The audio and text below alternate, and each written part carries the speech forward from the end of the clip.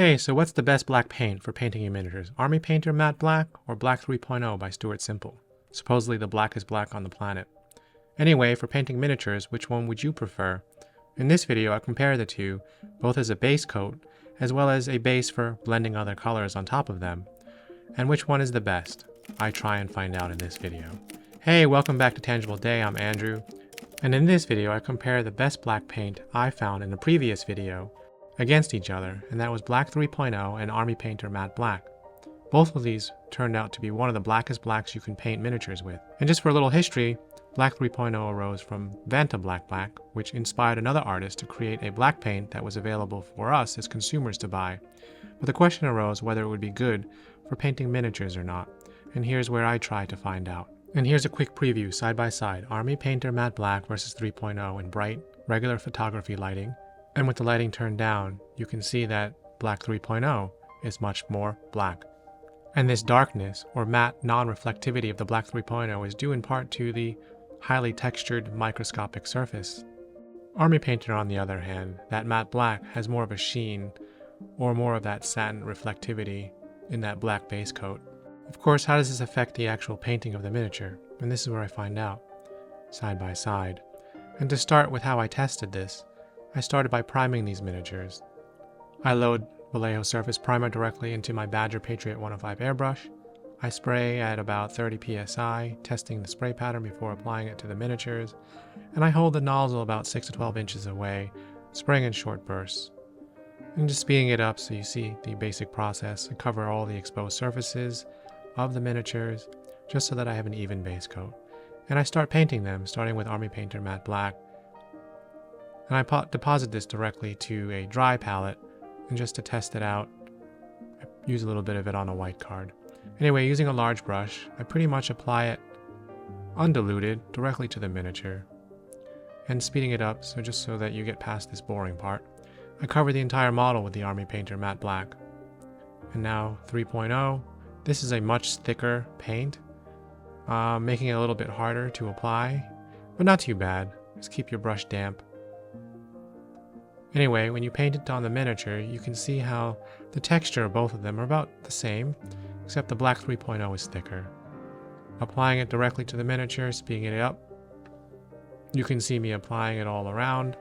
I keep my brush damp, just with clean water, so that the paint can flow off. And when I'm done, I let them completely dry. And you can automatically see under my studio lights that the Black 3.0 on the right is much darker with much less contrast and reflectivity than the Army Painter Matte Black. Now to the test, which one takes color better as a base coat? Black 3.0 or Army Painter Matte Black? And here I'm painting with Stained Olive, a color from the Reaper Master series of paints, which has an amazing consistency and I've always trusted as a base coat. Anyway, here I'm painting the Black 3.0 based miniature. Speeding it up just so you get past it. I'm using an old sable brush, round. I think it's a size 2.0. Anyway, painting the entire miniature, covering the entire base. And now this is the Army Painter Matte Black as the base coat. And in both cases I had no trouble base coating with this paint. Black 3.0 worked really well, and the Army Painter Matte Black took the color really well. I didn't have any issues.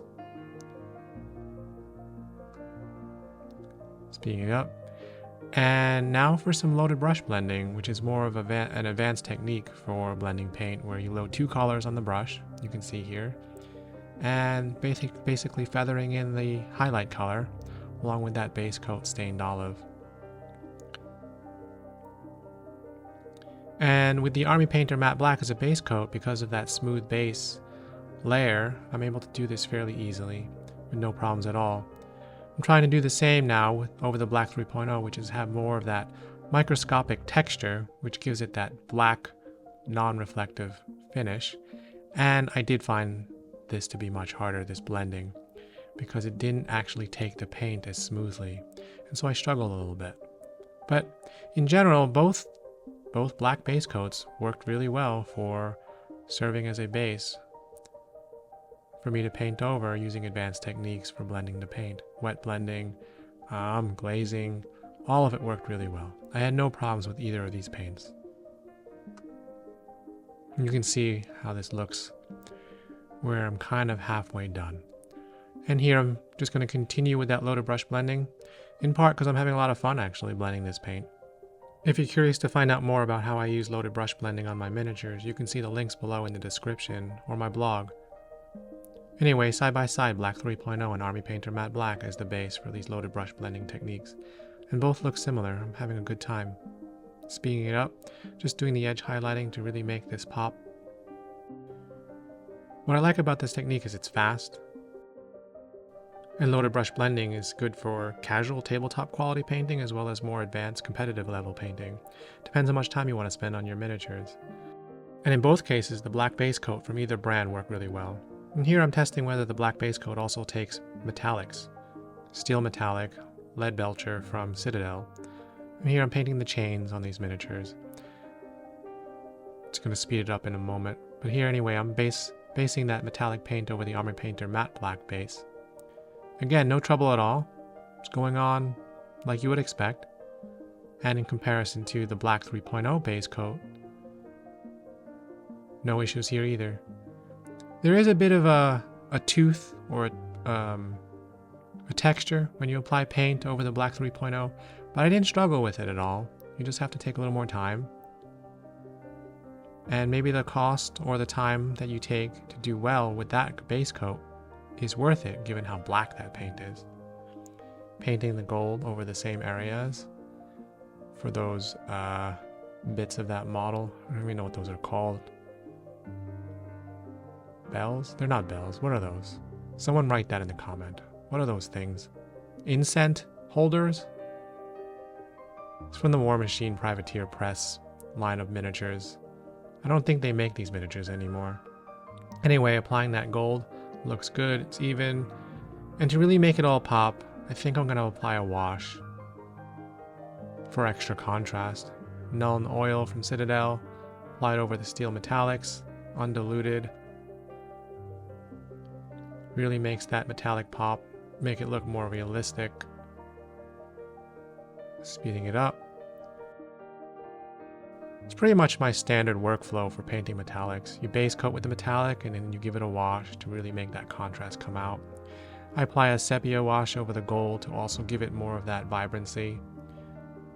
Pull out some of that gold color, add some contrast to the gold metallics as well. And in either case, the Black 3.0 and the Army Painter Matte Black base worked really well. I had no trouble painting these miniatures. And here they are side by side. I left the figure in the middle unpainted so you can see the original black base coat between the two brands. But in general they look similar. And to finish the miniature off, I based with a Vallejo earth texture paste, applying it like frosting on a cake. Very easy, very fast, and actually turns out to be fairly realistic when you're done. And here are those models side by side. I actually found no differences between the two in terms of being able to paint them, and they both look great. It just comes down to final results and what you're expecting and what you're looking for. How black do you want it? Anyway, that's it for now. I'm sure you have questions or comments or feedback. I'm sure I missed something, but I'd love to hear from you. So leave a comment below, and thanks for watching. See you next time.